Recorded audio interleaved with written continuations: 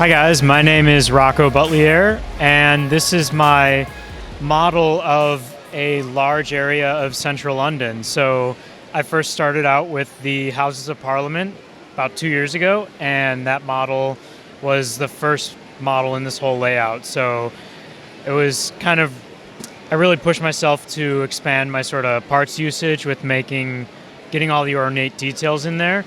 And then I actually did my second London model, Westminster Abbey, right across the street from Parliament, and that kind of completed out the entire Westminster World Heritage Site, so it's kind of a really historically significant area. And then just yesterday, I finished my model of across the river on South Bank of London Eye and County Hall right next door. So interestingly, County Hall is operated by Merlin Entertainment, who runs the Legoland parks, and I think they have 3 attractions in there. But yeah, the London Eye model was really the challenge here and kind of the whole centerpiece of this extra layout. So obviously it's not motorized, but it does turn just like the real thing. And, the challenge was making it behave with the tensile cables just like the real thing. It's essentially a giant bicycle wheel. Yeah, the string in there is very impressive. Did it take you a while to kind of mess around with that and experiment to get that all right? Yeah, a little bit. This is actually the only model in my whole body of work where I actually have a Lego built framework that the wheel itself actually sits inside when I'm transporting it.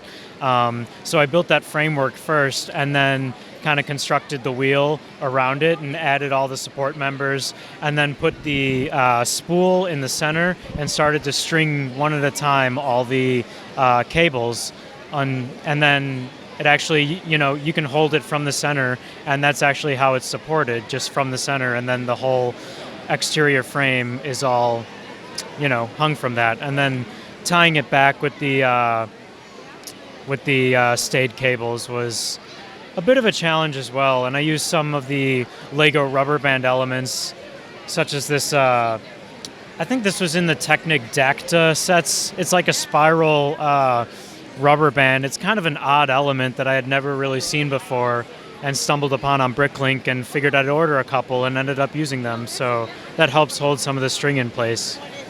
Yeah, that works really well. That wheel turned out great, and it can spin and everything, which is very cool. So then if you talk about this new building, you said you just finished it yesterday, so I'm sure it's fresh in your mind. When you build at this scale, just a couple pieces can be used to make really cool details. Talk about some of your favorite kind of piece usages in there. Yeah, for sure. Like I said, especially with all these 3 models, I really try to expand my vocabulary of parts usage. So I think a lot of first-time uses for me here are these Roman crest elements that are obviously from the collectible minifig series. But I was really sort of excited to use that for those arches there, and then they're actually held in place with the rubber bands. And then a lot of these, you can see the undersides of plates here, but a lot of those are the 1x1 clips, and it's the newer mold because they have a square indentation on the underside, unlike the usual 1x1 plate, which has a circular indentation. So I like that sort of variety, and that is definitely intentional along that whole facade. And I think the other cool parts usage is also this minifig bowl from one of the new Ninjago collectible minifigs as well. So that was kind of... Right, it's like the dome piece. That's perfect, yeah. Yeah, for sure. There aren't very many sand green dome elements, so got to get creative. And then is that the microphone piece along the water's edge there? Oh yeah, there's a lot of like ornate lamp posts along the whole South Bank here. So yeah, the microphone was like the perfect piece for that as well. Yeah, that's really nice. So have you been to London to see these buildings in person? And I'm sure, do you kind of base, working with photos as you work on the builds? Yeah, for sure. I went to the Brick Live in London back in 2015. That's what I built Parliament for. And then I was fortunate enough to go back for the Brick Live event last year, which is what I built Westminster Abbey for. And, exploring that area, you just get the creative itch to just do more and more. And I think that's what really pushed me to do the London Eye as well. And I'm always trying to do more than just landmarks. So I think something that's structurally interesting like the London Eye as well was a good challenge for me. Yeah, it definitely. There's so much beautiful architecture in that area of this, just right there in the city, kind of central London, that it really inspires you. Yeah, definitely. If you could talk some more about, I love the Westminster Abbey, because you look at that and there's so much like almost Griebling type pieces on there. So what were some of the kind of difficult connections for you there, and kind of finding pieces that would represent the look of that? Yeah, I'm glad you noticed that. It's kind of tucked away at this show, but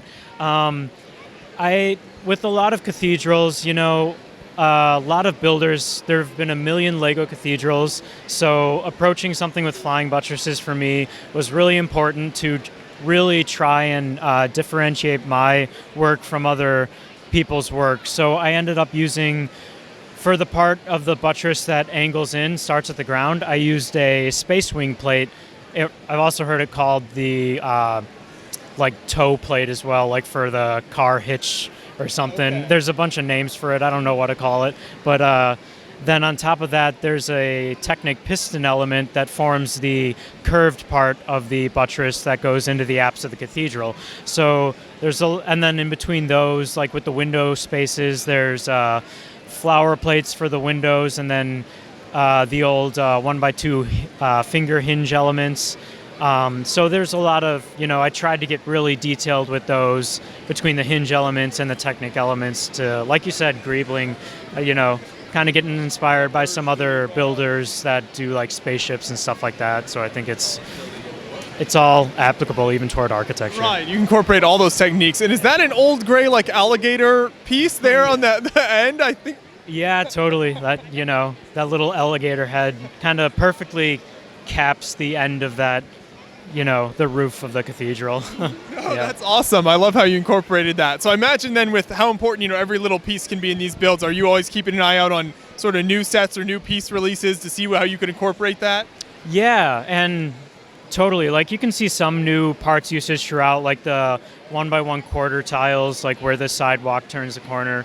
But also I think it's important to backtrack, because sometimes the pieces that were only in a couple sets end up being really important. Like going back to the London Eye, these globe elements on each of the capsules, I think at the time I bought those, there were only 100 of those in Transclear on Bricklink. So I needed 64 of those, and those were, as you can imagine, difficult to track down, but it's that perfect element that, you need it to make it look perfect. So I'll spend however much I need. It's just the exact element needed for that technique there. Yeah, exactly, and it works perfectly for that scale as well. So.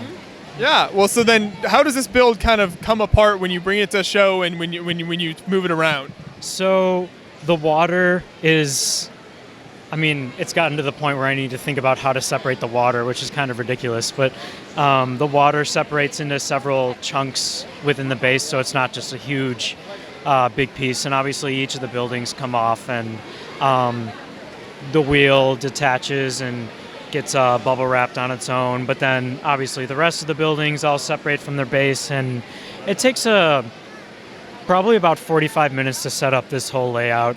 And I think the most fragile of all the buildings is definitely Westminster Abbey, because there's the least amount of space on the inside to kind of connect it all back together, so it is pretty fragile. The real estate isn't there to structure it real well, so it's all kind of just hoping it holds together. Oh, yeah, exactly. Yeah. Yep. Well, it turned out beautiful. I think you've captured it so nicely here. Anyone who's been to London will instantly recognize this, so excellent job. Thanks for bringing it to the show. Appreciate it. Yeah, thanks a lot.